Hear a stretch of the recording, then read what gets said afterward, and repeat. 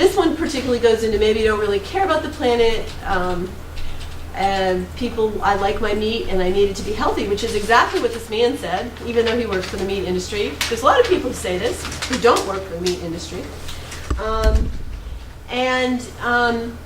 You know, there's the hamburger, and then eating less meat and more fruits can fight diabetes, curb obesity, help you live longer, reduce the risk of heart disease and cancer. This is our health data. This is absolutely true, but what about this? You know, should we be pulling back from that? Should we be pulling back from a meat-based existence? And do we have the money? Did people have the money and resources or desire to do this instead?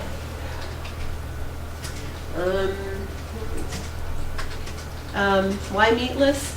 Again, this is our health data. This is part of the dietary guidelines too. It's in the upper sections above sustainability, but for your health, reduce heart disease, limit cancer risk, fight diabetes, curb obesity, live longer, improve your diet. If you eat more fruits and vegetables and less, more fruits and vegetables, whole grains, low-fat dairy, low-meat diets, these are all true, health-wise in our data, our health data. So it's not really only about sustainability, it's also about health. As health professionals, as a nutritionist, I've always thought about this issue first. To me, I've lived my life more about health coming first. But now this government guideline has stepped into, okay, we've said this for a while, and now we're going to say meat is hurting our planet. Red meat is hurting our planet. And what are you going to say to that back? So that's the thought I sort of ask you out there. So how do you guys feel at this point about this issue?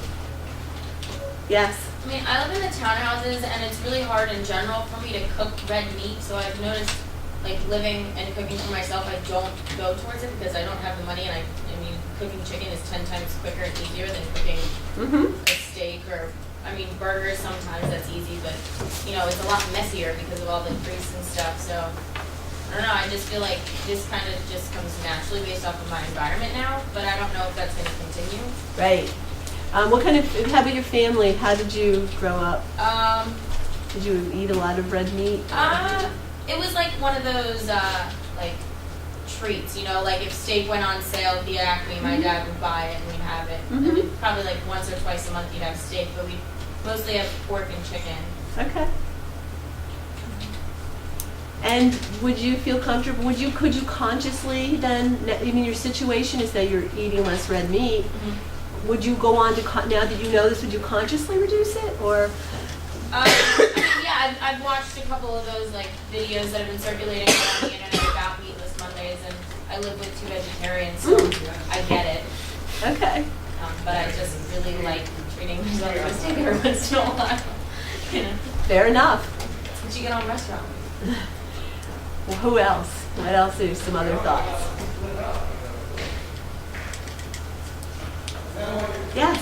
You already mentioned Burger King and Wendy's and things like that, and it's just they're going to continue to mass produce burgers at a cheap rate.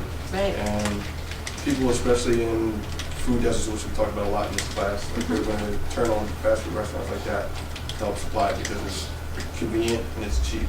Yes. So it's really difficult to try to eliminate that from your diet if you come from that kind of demographic.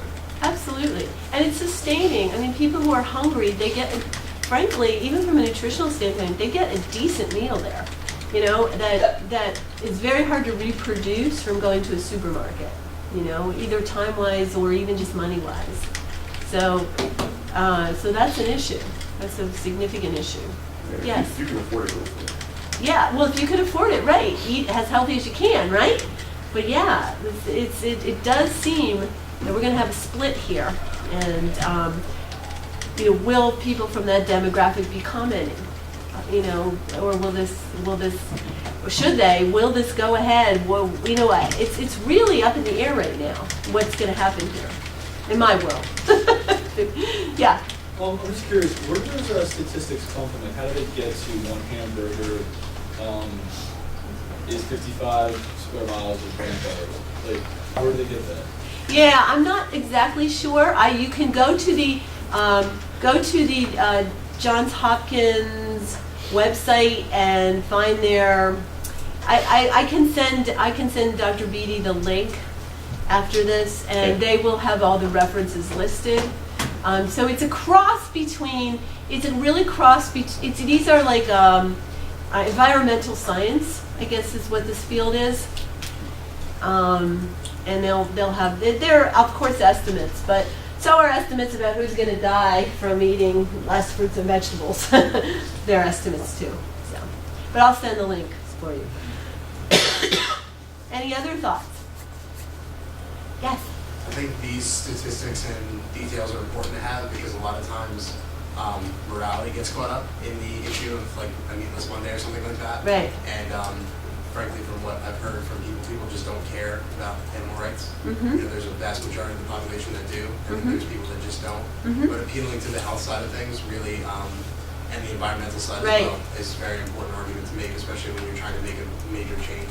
Yes, very good. And it's interesting you say that because there's another sort of camp that I got on this sent to me, and it was about, again, people who are producing meat in a sustainable way want to make friends with the people who are vegetarian, and everybody get together that this is really about the world around us and health. It's not about not eating meat ever or only being a vegetarian or whatever. It's about eating in a healthy and sustainable way.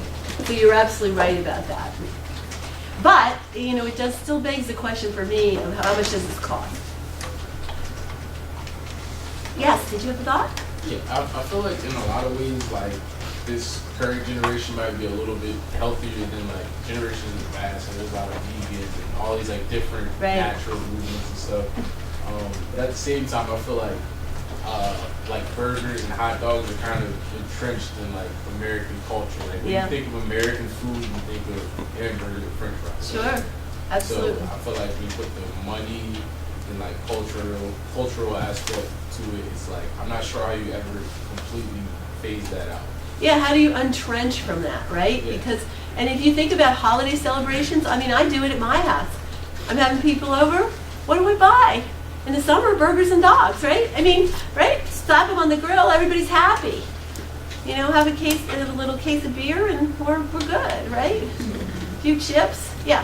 When did this really come out? Like, don't eat red meat. Like, how long ago did this trend start? Well, the trend started a while ago in the sense that red meat, in the way it's supposedly produced in the United States, because we feed beef. Now I'm not an animal husbandry person, but the what I have heard and understood is that the way we feed beef with the corn, it changes the fatty acid content, and the saturated fats are if high saturated fat meat, that's not good for cardiovascular disease or cancer rates. The grass-fed beef is supposed to be different. The grass, because it's a vegetarian product, changes the fatty acid profile of the beef, so it has a lot of more supposedly long-chain fatty acids, which are positive for our health. Changes it, yeah. I heard it tastes better too. Yeah, and it tastes differently. So the idea of red meat goes a while back in the way that it's currently produced, mass-produced in the United States. That that recommendation is to decrease it. It's probably been around since the 70s, 80s maybe, Okay. because of the saturated fat content. But it's never been about lean beef. So it has been about if you eat lean beef, you should be okay. This one is really, boom, eat less red meat. And I think that the government is trying to. It's too fine-tuned to differentiate at this point, and it's trying because these guidelines are for the masses.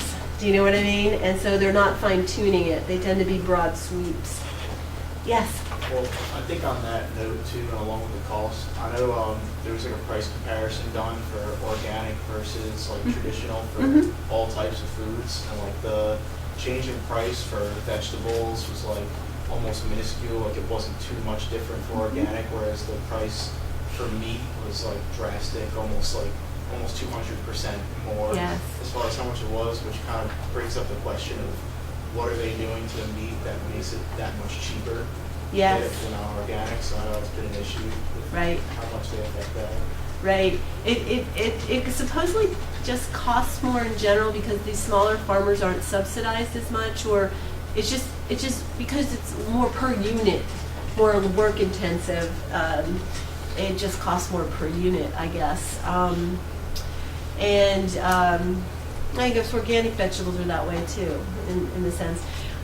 You write about the food pricing, and one of the interesting thing, because this guideline also said drink less sugar sweetened beverages, so that's a little bit up in arms with the beverage industry as well, though they're not going to win that one probably. But sugar sweetened drinks per amount have actually gone down in unit price over time as well. So to your point, it's very interesting, and they want to do things like, but there's some places so they want to tax those kinds of things, and they're more expensive. Yes. Are there any educational campaigns about this? Because I've always heard eat less red meat, better for your health. But I feel next time I go eat a burger, I'll be wow, I just killed 22 square feet of rainforest. I think that sort of stuff is if that was more more put out there, more publicized, that would definitely have a different effect. Right. So I think you're absolutely right, and I think that if you go, this PowerPoint goes on a little bit, so I'm not going to show you the rest of it, but if you think about that, this is where some really good journalism could come in. Because frankly, I was unaware of that too before I actually saw these dietary guidelines come out and started seeing people comment on these, and wondered myself, is this true? Why are they calling this sustainability? I wasn't even as aware of it. I was very aware of this stuff, but not so much of the sustainability issue, even in my profession. So this is where some really good journalism, I think, could help people in the United States understand if this is true, because you guys should dig this up, right? If this is true, we should be letting people know so they can decide that this maybe where are we going to come down on whose side, and what do we care about? And maybe we don't care. That's all right too, but at least people should be informed about the facts. And I think that's where good journalism could have a role here, because I don't even know all the facts myself, and I would really like to. But it's going to take some really digging in and putting the story together correctly and accurately, obviously. Any other questions? I try to wait for other people to, there may be one more, but just, I'd be curious to think about doing this piece of research. So, question was asked, I like this, is this getting better? Maybe the current generation does eat a little less red meat. And I'm old enough to think about that, right? I think as nutrition was not even an issue on the table. You just ate, and the more steaks you had, the better your family was doing well. And vegetables were, who was it? President Bush said he didn't even like broccoli. There's a whole history of that in this culture. Whole history. So huge. There's this question. So how would you go about answering that? Is this true? Without having the data yet, it sounds reasonable that perhaps the current generation does eat less red meat, and we're getting somewhere. Health.gov, go back to Johns Hopkins. As a person who researches in this area, how do you answer that question? So you can look this up. The government does this research for you by age and demographic, and it's called What We Eat in America. Oh. Go to that website. That's There you the go. dietary intake data of the U.S., and you can find any age group. It's called What We Eat in America. Okay. Yeah. And over time, so they have data from. Yes, that has a new name within the past, I think, 5 to 10 years. But it's all come out. It's come out of data that's been going on since the late 60s. And the data set is called, the study is called NHANES, the National Health and Nutrition Examination Survey. That data is housed at the Center for Disease Control. What We Eat in America might be with the USDA, I'm not sure, but it's part of that big study that's now done every year. They changed it from a kind of every 10-year thing to now an every year population sampling thing. And so What We Eat in America data is coming out yearly now with a population, like a scientific population sampling. So that's all you have to Google. Good. Excellent. And that's excellent government data. Yeah. Any other questions? Is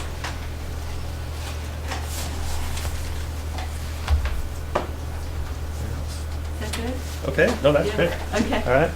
Well, Great. thanks very much again. Thank you. Thanks for coming. If applause is appropriate or not, but What's that?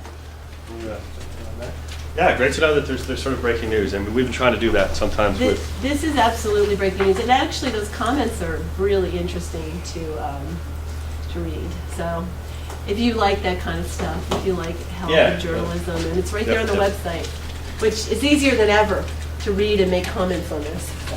It's sort of